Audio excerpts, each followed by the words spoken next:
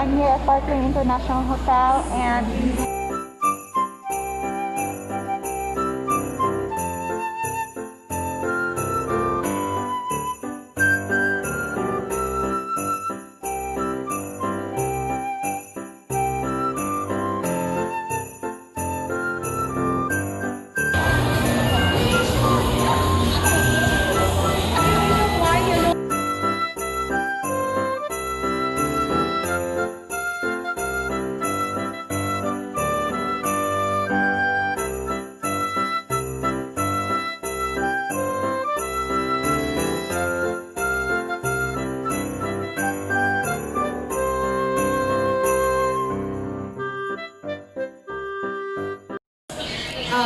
in spite of what's happening, still trying to find a way na magtatapok-tapok, isang malimapot-tapok, maintain sa social distancing. Okay, at least makaselebrate lang din gihapon. Tonight, Parklane will again, proud to say we're going to make or like create a new tradition. It's been ginasya for me every year sa industry that, or even sa other establishment, we'll do Christmas tree lighting. But tonight, Parklane will do a Belen lighting. This is a new one, and I hope won't be the last. And I hope I am sure there will be others who's going to do Belen lighting in the future.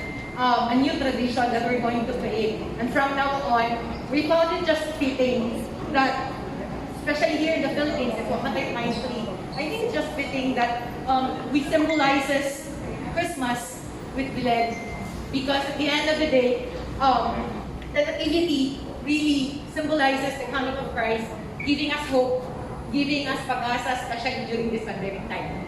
And the Belen showcase the family, which is really, for Filipinos, our anchor, especially just during these trying times.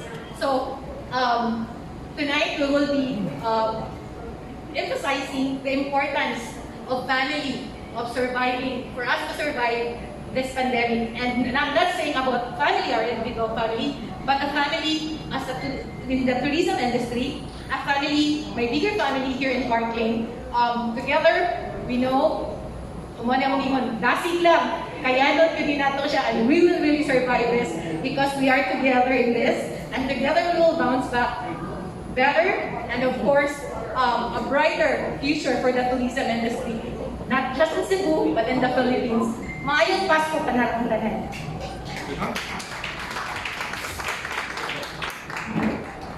We opted to make it even more special through our Belen, an epitome of hope, resilience, and family, especially in times of crisis.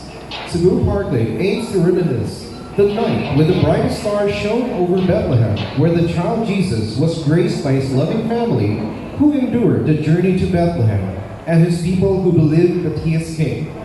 In this time, where the world seems to be under cover of darkness, we emphasize that Christmas inspires hope for the Messiah. Our hope is born to give us light, love, and salvation. We are optimistic that the brightest light will shine over us again as we survive and endure the adversity as one family. Thus, this year's theme, Saad sa Pasko. Ladies and gentlemen, fill your hearts with hope as we light our Belen in 5, 4, 3, 2, 1. Maayong Pasko!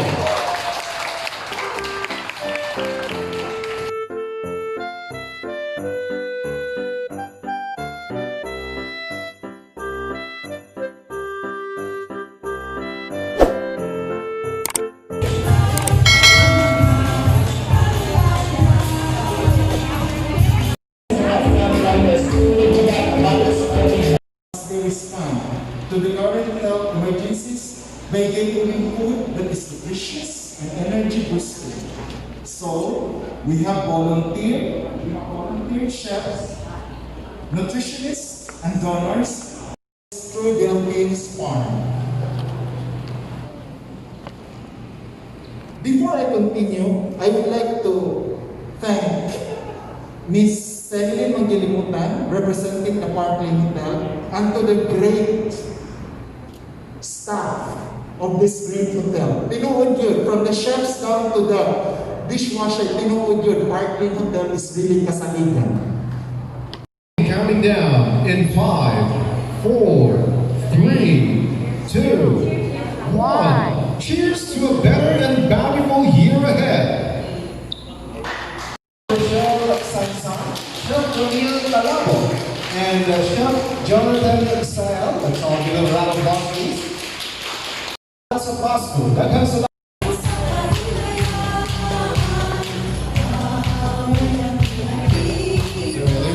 Ano akong first nga gitaon guys. Since mga unon ni, we're going to eat. So tagtangon na to atong face shield. So nalagyan po yung safety protocols nga i-follow. And makaon na ta.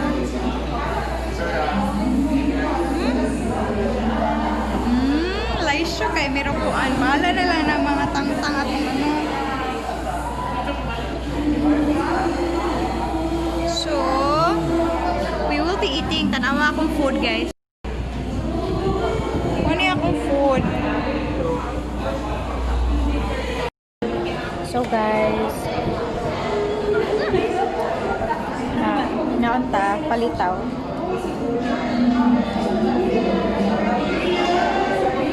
So, Christmas na.